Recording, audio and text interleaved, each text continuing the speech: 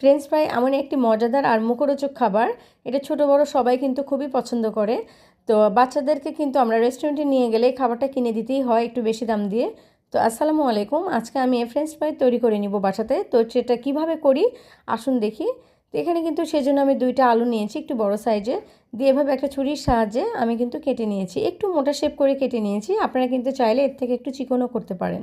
তো আজকে কিন্তু আমি এটা সিদ্ধ করে নিব না, অনেকে কিন্তু এটা সিদ্ধ করে নিয়ে করে। তো আজকে আমি সরাসরি কাঁচা অবস্থাতেই মশলা মাখিয়ে নিব। তো সেই জন্য আমি একটা ঠান্ডা পানিতে খুব সুন্দর করে এটা পরিষ্কার করে নিয়েছি, দিয়ে বাটিতে নিয়ে নিয়েছি, বাকি মশলাগুলো অ্যাড করে দিব সেই জন্য।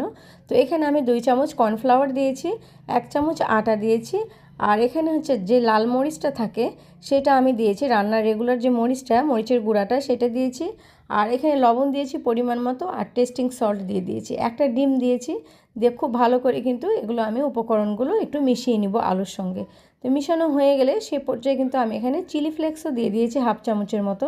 দিয়ে খুব ভালো করে যখন মিশানো হয়ে যাবে তখন কিন্তু আমি এটা ভেজে নিব। তা আগে থেকে একটা কড়াইয়ে কিন্তু আমি তেল দিয়ে গরম করে নিয়েছিলাম, তেলটা কিন্তু খুব ভালো করে গরম করে নিতে হবে। দিয়ে এভাবে কিন্তু একটু এপাশ ওপাশ করে আমি এগুলোকে ভেজে নিয়েছি। তো এটা যে এতই মজাদার আর মুখরোচক হয় বাসাতে তৈরি করলেও, তা আমার এই রেসিপিটা ফলো করে আপনারা একবার হলেও বাসাতে এভাবে চেষ্টা করে দেখবেন। তো দেখুন কত মজাদার হয়েছে। তো আমার এই রেসিপিগুলো যদি আপনাদের ভালো লাগে তো অবশ্যই একটা লাইক কমেন্ট শেয়ার করতে পারেন, বা ফলো বা সাবস্ক্রাইব করে আমার পাশে থাকতে পারেন। তো আপনারা সবাই ভালো থাকবেন। আজকের মতো এই পর্যন্তই। আল্লাহ হাফেজ।